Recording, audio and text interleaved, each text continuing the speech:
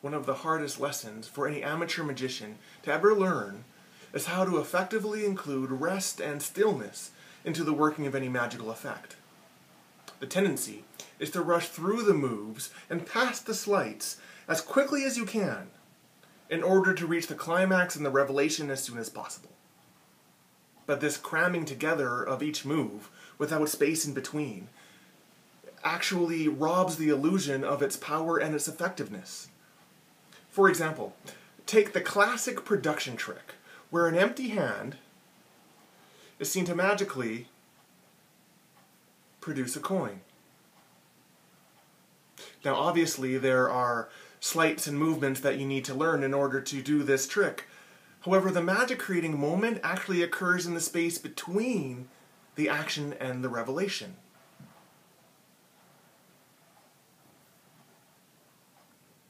It's in this space, where the magician is motionless and the spectator silent, where the trick truly lies. Here, the magician and the spectator join together in anticipating what will occur before them. The ability to stop and to rest produces the space where both magician and spectator enter the dynamics of the illusion. You know, magicians and musicians and weightlifters, they've all learned the necessity and importance of this space of rest and stillness.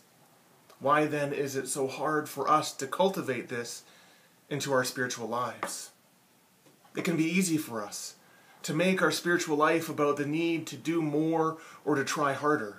We trick ourselves into thinking that rest equals laziness, and so we condemn ourselves to struggling with undeserved feelings of guilt and shame. Instead of understanding stillness as a place in which we are invited to partake in something dynamic, we view it as a place of absence, as a place of nothing, as a place to be avoided. And so we weigh ourselves down under the cry of do more, pray more, give more, believe more, be more. Yet without rest, our faith gets lost in the overabundance of our activities. And what is more, that one person that we do all of these things is simply left on the sideline of our activities, waiting for the moment when we will stop and actually interact with him. Yes, the Christian life is a lived out life, but this does not mean that we move in an endless run from moment to moment.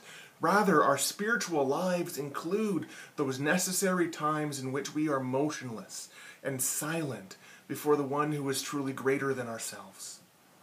The power of our Christian life is predicated on what happens here, in the place in which we stop, where we relax, where we are still before the dynamic presence of our Lord. Our faith breathes through the ability to take our focus off of ourselves and the abundance of our actions, and onto the one in whose presence is light and life. Unlike the workings of any trick or any illusion, the more activity we do, the more we need to have those life-giving moments of stillness and rest.